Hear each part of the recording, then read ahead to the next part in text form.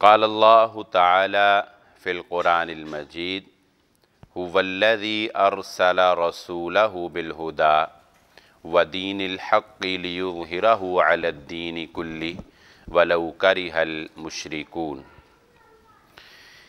قابل صد احترام محترم سامعین اکرام، ہر قسم کی تعریفات اس خالق مالک ارض و سماوات کے لیے اور لاکھوں کروڑوں درود و سلام آپ محمد مصطفیٰ صلی اللہ علیہ وآلہ وسلم کی ذات اقدس پر۔ میں یہ بات اکثر ہی آپ احباب کے گوش گزار کرتا رہتا ہوں، اور میرا خیال ہے کہ جو لوگ ریگولر مستقل ہماری گفتگو سنتے ہیں اور جمعہ میں شرکت کرتے ہیں، وہ کافی حد تک اس بات کو سمجھ چکے ہیں کہ میں ان کو یہ بات اکثر بتاتا رہتا ہوں کہ معاشرے میں پھیلی ہوئی ہمیں جو خرابیاں نظر آتی ہیں یا جو ہمیں دین کے معاملے میں اختلافات نظر آتے ہیں، دراصل یہ ہوتے بہت تھوڑے کم نوعیت کی برائیاں ہوتی ہیں یا اختلاف بہت چھوٹی نوعیت کا ہوتا ہے۔ آگے مفادات، ہوس پرستی، ضد، عناد، دشمنی، بہت سے ایسے محرکات ہیں جس کی وجہ سے وہ برائی ہوتی بہت تھوڑی ہے یا اختلاف ہوتا بہت چھوٹا سا ہے، لیکن بڑھتا بڑھتا بڑھتا بڑھتا وہ معاشرے میں ایک بہت ناسور کی شکل اختیار کر چکا ہوتا ہے۔ جب ہم لوگوں کو کسی بھی چیز کی حقیقت سے آگاہ کر دیتے ہیں کہ یار اصل میں بات تو حقیقت تو یہ ہے، تو بہت سے لوگ بغیر کسی تفصیلی گفتگو کے ہی حقیقت کو اور حق بات کو سمجھنے کے لیے تیار ہو جاتے ہیں اور اس کو تسلیم کر لیتے ہیں۔ جیسا کہ میں نے ایصال ثواب پر جو جمعہ پڑھایا تھا نا، اس میں میں نے اس بات کو ڈیٹیل سے آپ کے سامنے رکھا تھا۔ میں ایک اور انداز سے، صرف یہ ایک تمہیدی گفتگو ہے میری، موضوع آج کا یہ نہیں ہے، صرف یہ سمجھانے کے لیے ایک مثال آپ کو دے دیتا ہوں کہ علماء کے مابین ایک چیز متفق ہوتی ہے کہ سارے ہی اس کو غلط سمجھتے ہوتے ہیں، یا اختلاف بھی علماء کے مابین تھوڑی سی نوعیت کا ہوتا ہے، لیکن آگے جو جہلاء ہیں، بلکہ انہیں کہنا چاہیے ہوس پرست لوگ جو ہیں، وہ ان کا ناجائز استعمال کر کے دین کو بھی بدنام کرتے ہیں، لوگوں کو بھی غلط راستے کے اوپر لگاتے ہیں، اور محض ان کی اپنی مفادات اور اپنی ہوس جو ہے وہ نظر آتی۔ مثال کے طور پہ اب حلالے کا لفظ ہی اگر اب ہم لے لیں، حلالہ کروانا، رسول اللہ صلی اللہ علیہ وآلہ وسلم نے لعنت فرمائی حلالہ کرنے والے پر بھی اور حلالہ کروانے والے پر بھی۔ اب آپ کا کیا خیال ہے کہ کچھ مکتبہ فکر کے لوگ جو ہیں وہ حلالے کو جائز سمجھتے ہوں گے، یا ان کے بڑے لوگ جو ہیں وہ حلالے کو اچھا سمجھتے ہوں گے؟ نہیں، قطعاً ایسا نہیں ہے۔ کیوں ایسا نہیں ہے؟ میں اس کی آپ کے سامنے ایک دلیل پیش کر دیتا ہوں۔ آپ نے بالکل یہ بات، چونکہ مجھ سے زیادہ آپ لوگ ملکی حالات اور سیاست سے واقف ہیں، تو آپ نے پچھلے سال یہ سنا ہوگا کہ اسلامی کونسل کی جانب سے اسمبلی میں یہ سفارشات پیش کی گئیں کہ حلالہ سینٹر جو ہے ان کو بند ہونا چاہیے۔ حلالہ سینٹرز جو ہیں یہ بند ہونے چاہیے، یہ لعنت ہے، اور سوائے، میں اس کے لیے سخت لفظ اگر استعمال کروں کہ یہ سوائے بغیرتی کے اور کچھ نہیں ہے، تو یہ الفاظ بھی کوئی زیادہ سخت نہیں ہوں گے۔ یہ سفارشات ان لوگوں کی طرف سے پیش کی گئیں جو کہ حنفی سکول آف تھاٹ سے تعلق رکھتے ہیں۔ پتہ کیا چلا کہ سلجھے ہوئے لوگ، سنجیدہ لوگ، علماء جو علم سے وابستہ ہیں، وہ بھی حلالے کو غلط سمجھتے ہیں، لعنت سمجھتے ہیں اور برائی سمجھتے ہیں، لیکن اس کے باوجود کیا معاشرے میں حلالہ نہیں ہو رہا؟ کرنے والے بھی موجود ہیں، کرنے والے بھی، وہ بھی اسی مسند منبر و محراب اور علماء کی ڈگریاں لے کر اور مفتی کی ڈگری حاصل کر کے حلالہ کرنے والے بھی موجود ہیں۔ تو اب کیا کہیں گے آپ کہ وہ جو کرنے والے ہیں، کیا ان کی غلطی ہے یا اوپر والوں کی غلطی ہے؟ اوپر والے تو کہہ رہے ہیں کہ سینٹر بند کرو، یہ نہیں ہونے چاہیے، یہ لعنت ہے، یہ عوام کو گمراہی کی طرف بھیجنا ہے، لیکن نیچے والے جو ہیں وہ اپنی ہوس، لالچ، طمع، پیسوں کا یا اور جو شیطان انسان کے اندر جو ہے وہ وسوسے ڈالتا ہے، اس وجہ سے اس کام کو جاری رکھے ہوئے ہیں۔ حالانکہ وہی بات جو میں نے شروع میں کہی، اگر آپ کسی آدمی کو سائیڈ پر لے جا کر، کیونکہ اس وقت انسان ذہنی طور پر اتنا ٹینس ہوتا ہے، میرے پاس خود ہم بھی اسی فیلڈ سے تعلق رکھتے ہیں نا، میرے پاس کئی دفعہ ایسے لوگ آئے، ایک آدمی نے مجھ سے سوال کیا کہ میں نے اس طرح اپنی بیوی کو ڈائیورس دے دی 3، میں نے کہا جی اب کوئی آپشن نہیں ہے، آپ نے 3 دفعہ ڈائیورس دے دی ہے وقفے سے رجوع کر کے، لہذا واپسی کا کوئی چانس نہیں، اب آپ بھول جائیں اس کو۔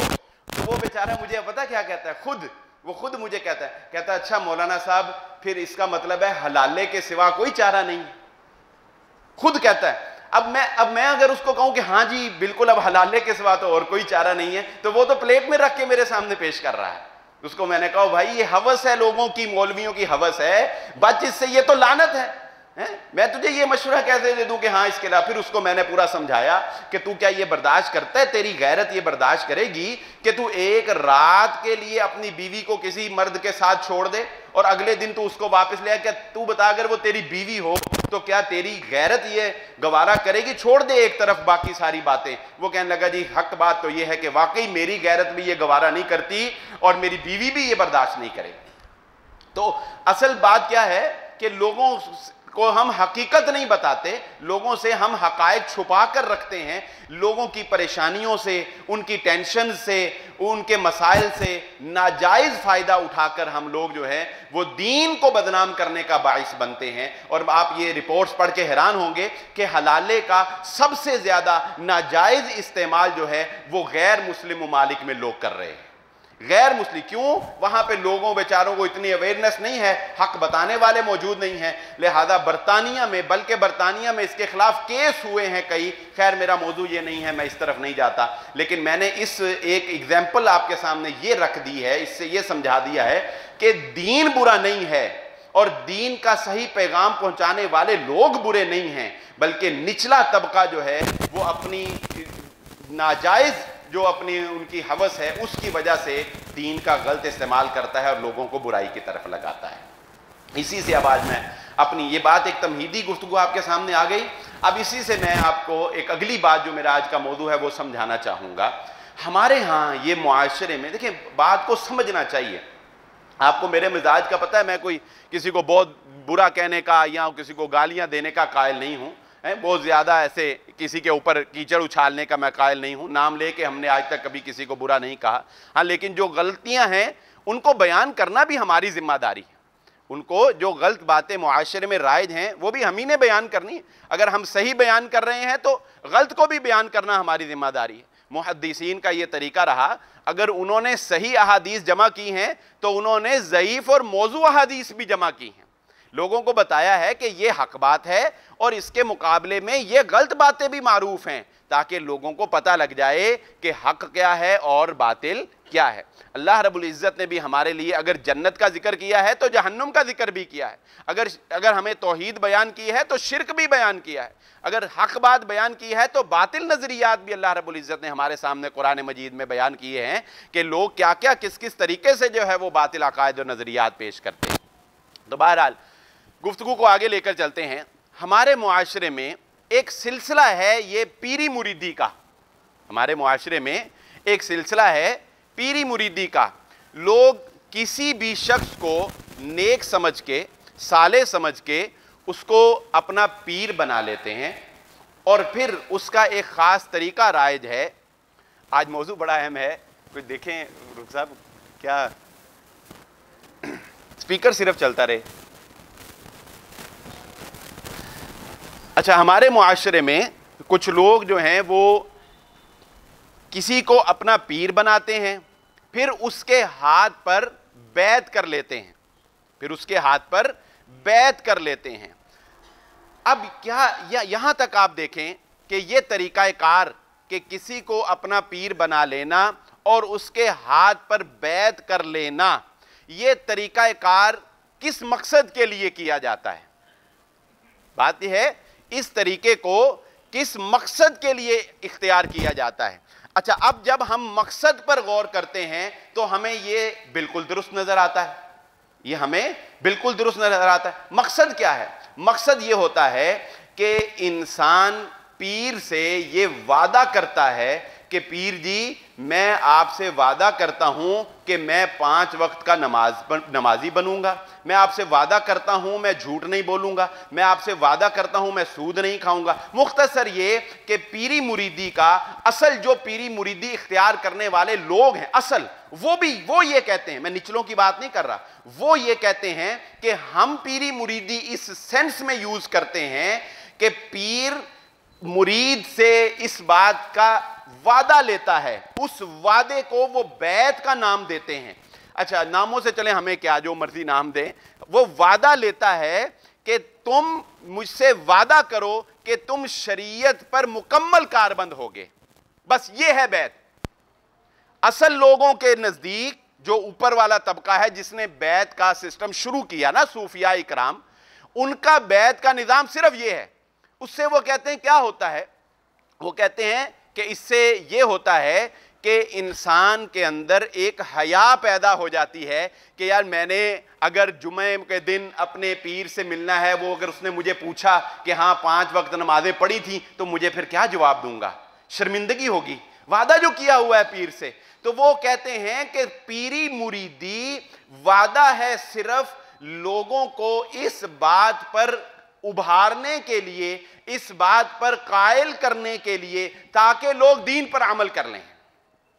اب آپ بتائیں، اگر موٹی سی عقل سے میں دیکھوں، اس کو آپ پوری پیری مریدی کا نام دے لیں، اس کو آپ استادی شاگردی کا نام دے لیں، اس کو آپ کوئی بھی نام دے لیں، یہاں تک تو ہمیں لگے گا یار اس میں کیا برائی ہے، اس میں کیا برائی ہے؟ ایک استاد اپنے شاگردوں سے وعدہ لے لیتا ہے کہ بھئی مجھ سے وعدہ کرو تم سارے کہ تم 5 وقت کی نماز پڑھو گے، جھوٹ نہیں بولو گے، یہ سارا۔ وہ کہتے ہیں جی یہ پیر صاحب، جی استاد جی میں آپ سے وعدہ لے لیتا ہوں۔ اس کو وہ ایک بیعت کا نام دے لیتے ہیں۔ بیعت بھی ایک عہد ہی ہوتا ہے، لیکن یہ بات ذہن نشین رکھیں، خیر اس میں اینڈ پہ اس کی وضاحت کر دوں گا انشاءاللہ۔ اب یہاں تک تو کوئی برا نہیں ہے، لیکن ہوا کیا؟ ہوا یہ کہ چونکہ وہ شخص جو پیر بنتا ہے وہ پیر ایسے ہی نہیں بن جاتا، وہ لازماً کسی نہ کسی اعلیٰ کمال، دین کے اعلیٰ کمال تک پہنچ چکا ہوتا ہے، تو پھر لوگ اس کے ہاتھ پر بیعت کرتے ہیں۔ اب اگر یہ بیعت صرف اس حد تک محدود رہے تو پھر تو ہم کہہ سکتے ہیں کہ چلو کوئی بات نہیں، اس کی گنجائش نکالی جا سکتی ہے۔ لیکن ہوا کیا؟ ہوا وہی جو میں نے کہا کہ یہاں تک تھی بات صرف اتنی تھی، پیری مریدی کی بات صرف اتنی تھی کہ پیر مرید سے اس بات کا عہد لے لے کہ شریعت پر کار۔ لیکن ہوا کیا؟ ہوا یہ کہ یہ چشمہ جب یہاں سے چلا تو آگے چلتے چلتے اس میں معاشرے کا گند پھیلتا گیا اور جعلی اور فراڈ لوگ شامل ہوتے گئے، لہذا انہوں نے پیری مریدی اس چیز کا نام بنا لیا کہ مرید پیر کے آستانے پر آ کر پیر کو خوش کر دے، پیر کل قیامت کے روز اس کو بخشوا لے گا، اس کو عمل کرنے کی کوئی ضرورت نہیں ہے۔ اور پیر بھی وہ بنے جن کو خود بھی عمل کرنے کی ضرورت نہیں ہو۔ یہ رہا ہے، لیکن پیچھے کیا ہے؟ پیچھے صرف ایک وعدہ ہے، ایک بیعت ہے۔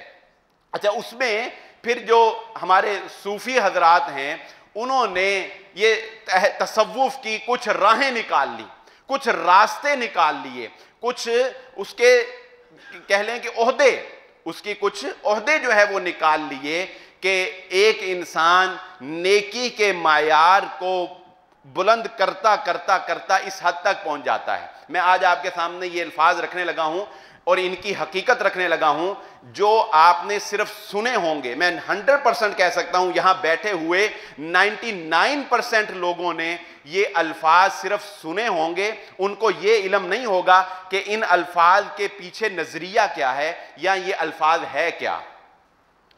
ایک ہے لفظ تصوف، یہ آپ نے سنا ہوگا نا، صوفی لوگ، اس کی بہت سی تعریفیں جو ہیں صوفیاء نے کی ہیں۔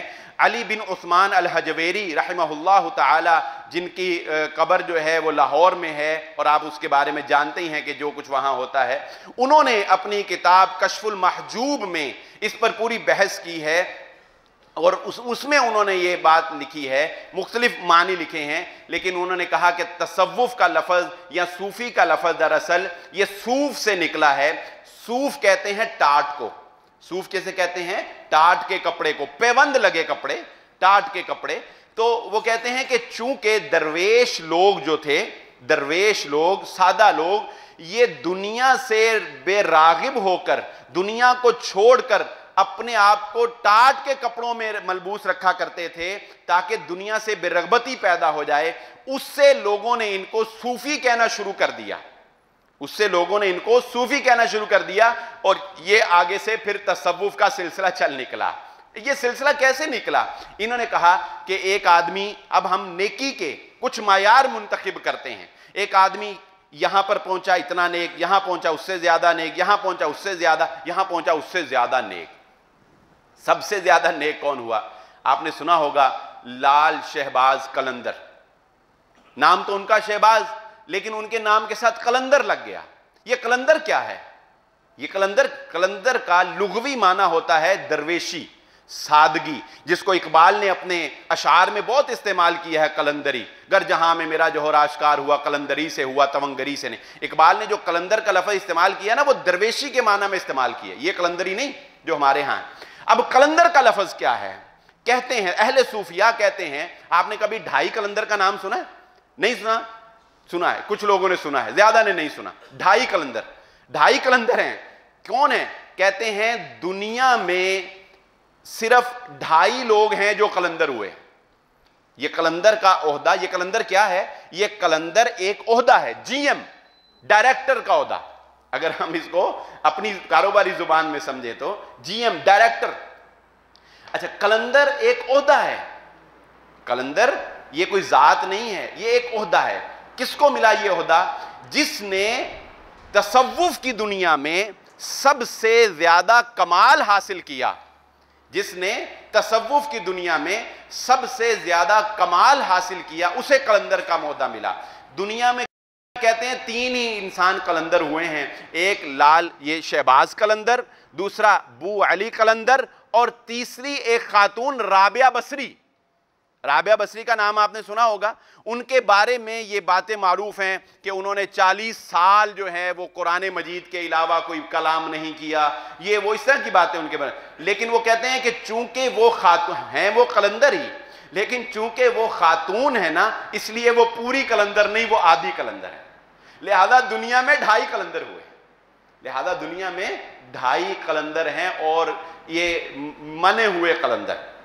آگے چلیے، قلندر پہنچتا بندہ کیسے ہے؟ قلندر ہوتا کیا ہے؟ قلندر کہتے کس کو ہیں؟ درویش تو ہو گیا، آگے اس کی تعریفیں پھر بہت سی ہیں، کیونکہ صوفیاء نے اپنے اپنے فن کا اظہار کیا ہے، پھر ہر ایک نے اپنی مرضی سے ہی بات لکھی ہے، لیکن اس کا لب لباب اور خلاصہ میں آپ کے سامنے یہ بیان کر دیتا ہوں کہ قلندر وہ ہوتا ہے جس کے اعمال ظاہرہ اگرچہ کم ہوں، لیکن اس کے اعمال باطنہ، اس کے باطن کے اعمال بہت زیادہ ہوتے ہیں۔ وہ ہر وقت مراقبے میں رہتا ہے، ہر وقت وہ اللہ کے سامنے، مراقبہ ایک الگ، اب مراقبہ کیا ہے یہ ایک الگ بات ہو گئی۔ اچھا، کہتے ہیں ہر وقت وہ مراقبے میں رہتا ہے، اللہ سے اس کا کنیکشن جڑ جاتا ہے۔ پھر آگے کیا ہوتا ہے؟ آگے کہتے ہیں یہاں تک ہوتا ہے کہ پھر وہ دنیا کے رازوں سے مطلع ہو جاتا ہے، پھر اس کو دنیا کے رازوں کا پتہ لگ جاتا ہے، حتیٰ کہ پھر اچھا جی پھر اس سے آگے کیا ہوتا ہے؟ کہتے ہیں نعوذ باللہ اس سے آگے پھر یہ ہوتا ہے کہ اس کے پاس دنیا کے اختیارات آ جاتے ہیں۔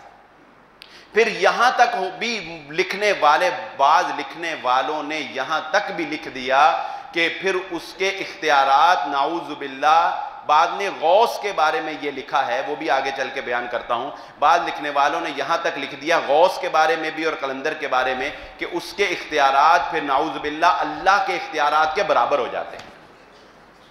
اب میرا خیال ہے کسی کو بتانے کی ضرورت نہیں ہے کہ قلندر غلط ہے یا کیا ہے۔ جب آپ اس کو یہ بتائیں گے نا کہ قلندر کی تعریف یہ ہے، قلندر کی تعریف یہ ہے، تو وہ خود ہی کہے گا کہ یار یہ تو ویسے واقعاتاً یہ تو جھوٹ ہے، واقعاتاً یہ تو غلط بات ہے۔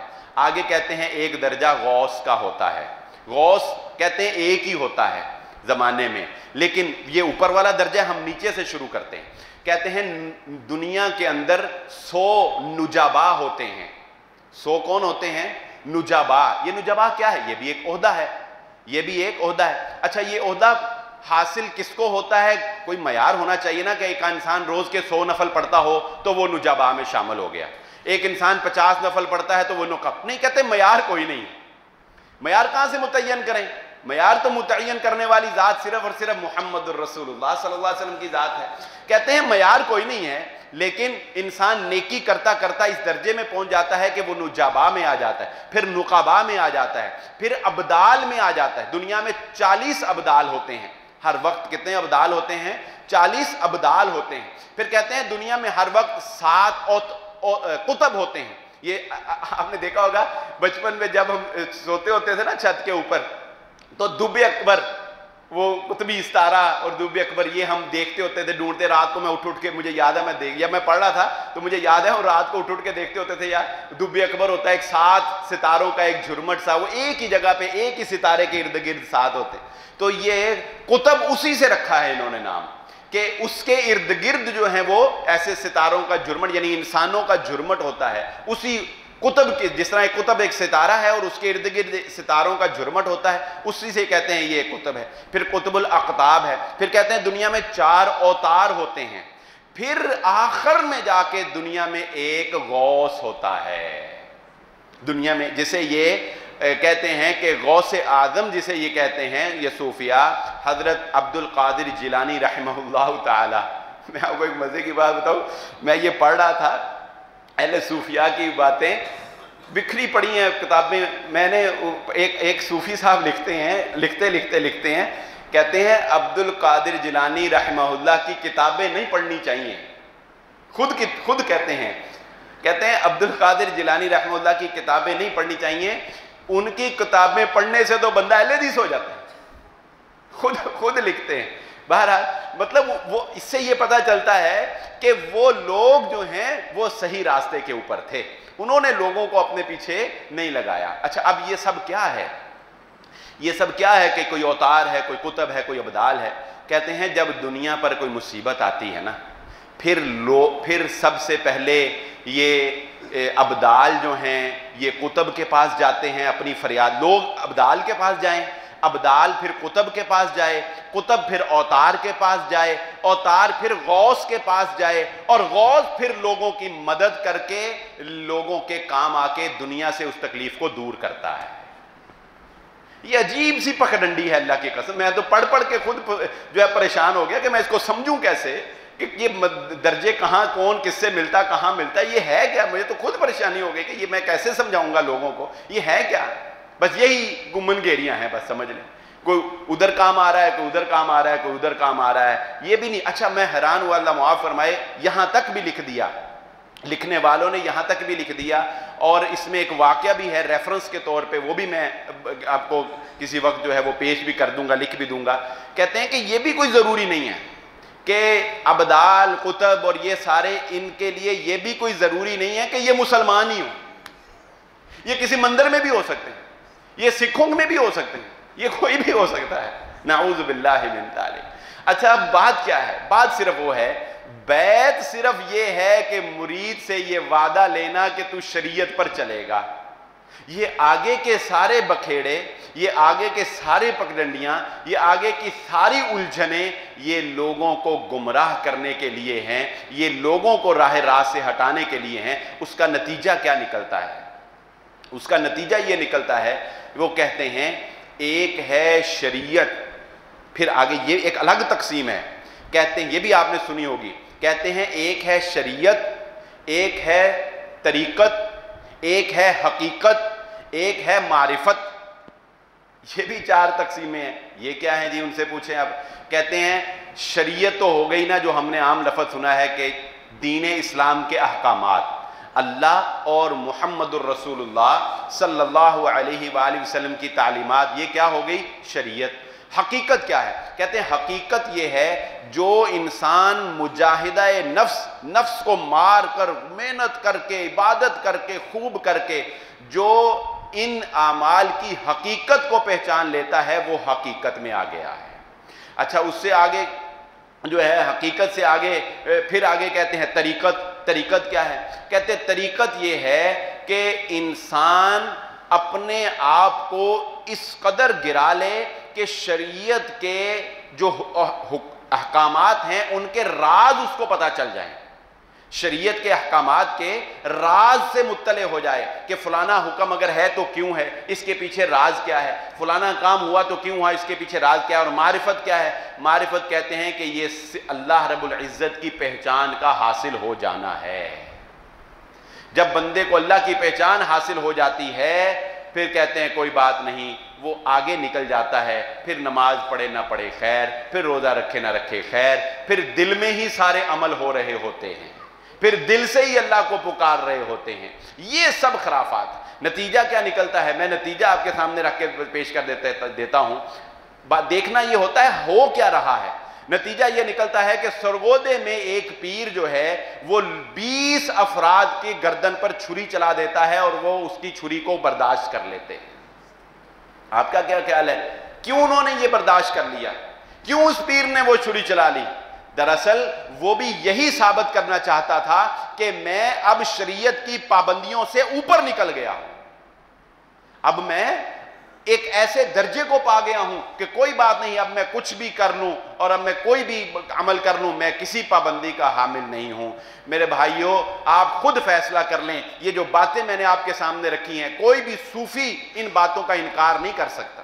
کسی بھی صوفی سے پوچھ لیں کہ یہ باتیں ہم نے اپنے مولوی صاحب سے سنی ہیں، آپ بتائیں کیا آپ میں یہ درجے، یہ قلندری، یہ ابدال، یہ کتب، یہ سارے نجابہ نقبہ یہ سارے ہیں؟ کیا آپ ان سے یہ مرید یہ نظریات رکھتے ہیں؟ وہ انکار نہیں کر سکتا. تو اب آپ ہی خود فیصلہ کر لیں، کیا کائنات میں کوئی ہستی محمد الرسول اللہ صلی اللہ علیہ وآلہ وسلم سے بڑھ سکتی ہے؟ کیا صحابہ اکرام سے زیادہ کسی کا درجہ بن سکتا ہے؟ نبی صلی اللہ علیہ وآلہ وسلم نے فرمایا خیر القرون قرنی ثم الذین یلونہم ثم الذین یلونہم، سب سے بہترین زمانہ وقت میرا وقت ہے، پھر میرے بعد والوں کا وقت ہے، پھر اس کے بعد والوں کا وقت ہے. اور یہ تین ہی ادوار بنتے ہیں: نبی کا زمانہ صلی اللہ علیہ وسلم، صحابہ کا زمانہ اور تابعین کا زمانہ. نہ صحابہ میں سے کوئی قطب، ابدال، ولی، قلندر کوئی نہیں ہوا. کسی صحابی کے بارے میں آپ نے سنا کہ نبی صلی اللہ علیہ وسلم نے کہا ہو یہ میرا صحابی قلندر، یہ میرا صحابی ابدال میں، یہ میرا صحابی قطب میں، یہ میرا صحابی فلاں میں؟ تابعین میں یہ بات نہیں ہے. من گھڑت روایات ابدال کے بارے میں. مزے کی بات آپ کو بتاؤں، صرف ان عہدوں کے بارے میں روایات بھی ہیں لیکن کتب یہ ساری نہیں، صرف ابدال کے بارے میں روایات بیان کرتے ہیں، اور وہ ساری کی ساری روایات اس کی تحقیق محققین نے کر دی. شیخ الاسلام امام ابن تیمیہ رحمہ اللہ تعالی نے تحقیق کر دی. وہ ساری روایات من گھڑت اور ضعیف پر لے درجے کی، ضعیفاً جداً شدید ضعیف روایات ہیں جن سے یہ ابدال ہونے کا استدلال کرتے ہیں. یہ سب ڈرامہ ہے. دین نام ہے محمد الرسول اللہ صلی اللہ علیہ وآلہ وسلم کی تابعداری کا. اللہ رب العزت فرماتے ہیں امن یجیب المضطر اذا دعاہ ویکشف السوء، اگر تمہیں کوئی پریشانی اور تکلیف آئے تو کون ہے جو تمہاری تکلیف کو تم سے دور کرتا ہے؟ اللہ ہے. کوئی محمد الرسول اللہ صلی اللہ علیہ وسلم صحابہ کو تلقین کر رہے ہیں، ساری دنیا ایک طرف ہو جائے، اگر اللہ نہ چاہے تجھے نقصان پہنچانا کوئی تیرا نقصان نہیں کر سکتا. اگر اللہ نہ چاہے تیرا فائدہ کرنا کوئی تیرا فائدہ نہیں کر سکتا. ایک اور انداز سے بات سمجھا دیتا ہوں، وقت قلیل ہے. وہی بات جو میں نے شروع میں کہی کہ بات کچھ اور ہوتی ہے، بن کچھ اور جاتی ہے. یہ فیصلہ انشاءاللہ مجھے بڑی قوی امید ہے یہاں بیٹھے لوگوں کہ الحمدللہ ہمارے دروس کو سن کے آپ کے لیے یہ فیصلہ کرنا مشکل نہیں ہے کہ یہ جو ساری میں نے آپ کے سامنے تقسیم رکھی ہے اس کی حیثیت کیا ہے، یا اس کا کوئی مقام دین میں ہے بھی یا کہ اس کا کوئی مقام دین میں نہیں. یہ سب بعد کی بنائی ہوئی باتیں اور بعد کے بنائے ہوئے عہدے ہیں. دین پر چلنا ہے تو آخر تک محمد الرسول اللہ صلی اللہ علیہ وسلم کی تابعداری کرنی پڑے گی، چاہے کوئی خود پیر ہونے کا دعویٰ کرے یا چاہے کوئی اس کے مرید ہونے کا دعویٰ کرے. صحابہ کے پیر محمد الرسول اللہ صلی اللہ علیہ وسلم نے زندگی کی آخری سانسوں تک اگر نماز نہیں چھوڑی تو کسی اور کو حق نہیں ہے کہ وہ نماز چھوڑ کر دکھا لے. اور پھر وہ یہ کہے کہ میں اللہ کے قریب بھی ہوں، یہ محض اس کا جھوٹ ہوگا، فراڈ ہوگا، قطعاً ایسی کوئی بات نہیں۔ انشاءاللہ آئندہ جمعہ میں بھائیوں نے اس بارے میں مجھے توجہ بھی دلائی، آئندہ جمعہ میں انشاءاللہ معجزات اور کرامات کے بارے میں، حضرت عیسیٰ علیہ السلام کے جو معجزات ہوئے، معجزات اور کرامات کے بارے میں انشاءاللہ اگلا جمعہ جو ہے وہ پڑھاؤں گا۔ اب آخری بات ایک اور انداز سے آپ کو بات سمجھانا چاہتا ہوں۔ حضرت عبد القادر جیلانی رحمہ اللہ تعالی، جنہیں غوث اعظم کہا جاتا ہے، غوث کا مطلب آپ کو پتہ ہی ہے کیا ہے، مدد کرنے والا، اور میں نے وہ آپ کے سامنے بیان کر ہی دیا کہ غوث کس کو کہتے ہیں، جو یہ سارے سٹیجز پار کرتا کرتا آخر پہ پہنچ جاتا ہے، پھر اس کے اختیارات کتنے وسیع ہو جاتے ہیں، یہ میں نے آپ کے سامنے بیان کر دیا صوفیوں کے نزدیک، اور قرآن اور حدیث میں اس کی حقیقت کیا ہے وہ آپ کے سامنے میں پچھلے اپنے کئی جمعات میں رکھ چکا ہوں۔ اب ایک معروف سی بات صرف سمجھانی ہے آپ کو۔ حضرت عبد القادر جیلانی رحمہ اللہ تعالی ایک بزرگ شخصیت، نیک شخصیت، ہم ان کا احترام کرنے والے اور بلا شبہ ہم ان کو ولی ماننے والے، غوث نہیں، ولی۔ غوث صرف اللہ کی ذات، مدد صرف اللہ کر سکتا ہے۔ ایاک نعبد و ایاک نستعین۔ ہمارے ہاں معاشرے میں یہ رائج ہے نا کہ چاند کی 11 تاریخ کو لوگ عبد القادر جیلانی رحمہ اللہ تعالی کے نام پر صدقہ کرتے ہیں، کوئی دودھ، کوئی چاول، کوئی کچھ۔ اب اس میں بھی آ کے بات وہی ہے، پیچھے بات ہے تھوڑی، آگے بات ہے زیادہ۔ پیچھے کیا بات ہے؟ اگر آپ کتابیں نہ پڑھنا چاہیں، چونکہ یہ میڈیا کا دور ہے نا، تو میں یہ سہولت بھی آپ کو دے سکتا ہوں کہ جو بات میں اب کرنے لگا ہوں، جو ان کو یعنی عبد القادر جیلانی رحمہ اللہ کو 11ویں دینا مانتے ہیں، ان کے نزدیک 11ویں کیا ہے یہ بتانے لگا ہوں۔ ان کے نزدیک 11ویں، اگر کتابیں نہ پڑھ سکیں تو میڈیا پر آپ رمضان المبارک میں جو بول چینل پر عامر لیاقت کے جو پروگرام تھے، جس میں قاری خلیل الرحمن حفظہ اللہ تعالی نے شرکت کی ہے نا، جس میں امین اوقاڑوی اور جو دوسرے قریشی صاحب تھے، حنیف قریشی صاحب، یہ دونوں صاحبان بیٹھے تھے، جس میں یہ سارا مکالمہ ہوا، وہ آپ چینل کا وہ میڈیا پہ وہ کلپ دیکھ سکتے ہیں۔ انہوں نے خود کہا کہ 11ویں کیا ہے۔ میں آپ کو یہ بتانے لگا ہوں کہ جو اختلاف ہے اس میں 11ویں کیا ہے، آگے ہوتا کیا ہے، ہوتا جو ہے وہ آپ کے سامنے ہے کیا ہے، یہ ہے۔ وہ ان سے پوچھا کہ جی یہ 11ویں جو ہے یہ آپ حضرت عبد القادر جیلانی رحمہ اللہ تعالیٰ کے نام پر دیتے ہیں، تو یہ تو پھر شرک ہوا۔ جو عبادت اللہ کے لیے خاص ہو، عبادت ہے ہی اللہ کے لیے خاص، کسی اور کے لیے عبادت کرنا یہی شرک ہے نا۔ اللہ کے لیے عبادات خاص ہیں، وہی عبادت آپ کسی اور کے لیے کریں، بھئی سجدہ کس کو کرنا ہے، صرف اللہ، کسی اور کو کریں تو یہی شرک ہوا۔ اچھا، ان سے پوچھا کہ یہ جو لوگ پھر کرتے ہیں تو پھر یہ تو غلط ہوا۔ وَمَا أُحِلَّ بِهِ لِغَيْرِ اللَّهِ میں آ گیا، قرآن کی واضح آیت ہے کہ اللہ تعالیٰ نے حرام کر دیا تمہارے اوپر کیا، جس پر اللہ کے علاوہ کسی اور کا نام لیا گیا، یعنی اللہ کے علاوہ کسی اور کے نام پر جو دیا گیا وہ حرام۔ وہ کیا کہتے ہیں، یعنی میں کہہ رہا ہوں کہ جو مانتے ہیں وہ کیا کہتے ہیں، وہ کہتے ہیں اللہ کے علاوہ کسی اور کے نام پر نظر و نیاز کرنا، عبد القادر جیلانی رحمہ اللہ تعالی کے نام پر ان کی خوشنودی کے لیے یا ان کا نام لے کر یا ان کو راضی کرنے کے لیے چاند کی 11 تاریخ کو کوئی صدقہ کرنا ناجائز ہے۔ یہ میں نہیں کہہ رہا، یہ وہ کہتے ہیں جو اس کے قائل ہیں، اور نہیں یقین تو میڈیا پر ویڈیو کلپ میں آپ دیکھ سکتے ہیں۔ وہ کیا کہتے ہیں، کہتے ہیں ناجائز، کہتے ہیں اللہ کے علاوہ کسی اور کو کسی اور کے نام پر دینا بالاتفاق حرام ہے، ناجائز ہے، مانتے ہیں۔ اچھا، پھر ان سے یہ پوچھا، انہوں نے بلکہ خود شاید ایکسپلین کیا، کتابوں میں بھی آپ پڑھ سکتے ہیں کہ پھر 11ویں کو جو لوگ دیتے ہیں یہ کیا ہے۔ لوگ تو یہی سمجھ، عوام میں تو یہی بات معروف ہے کہ وہ عبد القادر جیلانی رحمہ اللہ کے نام پر دیتے ہیں، لوگوں کی اصلاح کر دیں آپ، چلو کم از کم وہ شرک سے تو بچ جائیں نا یار۔ جو کوئی 11ویں دلاتا ہے نا اسے آپ کم از کم یہ ضرور بتا دیں کہ بھائی 11ویں تو تم دلاتے ہو مگر اپنی نیت کم از کم یہ نہ رکھو کہ عبد القادر جیلانی کے نام پر دینا ہے، یہ شرک بن جائے گا، کم از کم اپنے آپ کو شرک سے تو بچا لو۔ شرک سے نچلا درجہ تو چلو اس کے لیے کوئی معافی کا چانس نکل سکتا ہے، شرک کے لیے تو معافی کا چانس ہی نہیں۔ تو میں آپ کو کہنا چاہوں گا کہ لوگوں کو کم از کم شرک سے نیچے لے آئیں۔ یہ میں نے جو آج نقطہ آپ کو بیان کر دیا ہے نا، اس سے آپ لوگوں کو شرک سے نیچے لا سکتے ہیں، یہ کہہ کر کہ تمہارے اپنے علماء اس بات کو شرک کہتے ہیں اور اس بات کو ناجائز کہتے ہیں۔ پھر کہتے ہیں کیا ہے؟ کہتے ہیں کہ یہ جو 11ویں کو ہم عبد القادر جیلانی رحمہ اللہ کے نام پر دیتے ہیں، یہ دراصل ان کے نام پر نہیں بلکہ یہ ایصال ثواب ہے۔ اب بات سمجھیں، یہ وہ کہہ رہے ہیں کہ ہم عوام کو یہ نہیں کہتے کہ ان کے نام پر دو، کیا کہتے ہیں؟ ان کو ثواب پہنچانے کے لیے کرو۔ اب ایصال ثواب پر میں ایک جمعہ پہلے نیچے پڑھا چکا ہوں، اب ایصال ثواب کے لیے آپ میرا وہ جمعہ سن لیں کہ کسی کو ایصال ثواب پہنچانا اس کی حیثیت کیا ہے۔ محمد الرسول اللہ صلی اللہ علیہ وآلہ وسلم اپنے صحابہ کو کیوں نہ کہہ گئے کہ تمہارے بڑے میرے چچا حضرت حمزہ رضی اللہ تعالی عنہ وفات پا گئے ہیں، سارے ہر ہفتے اس کو قرآن پہنچایا کرو، سارے راتوں کو جو قیام کرتے ہو اتنا اتنا لمبا، یہ سارا میرے چچا کو پہنچایا کرو، یہ فلاں کو پہنچایا کرو، فلاں کو پہنچایا کرو۔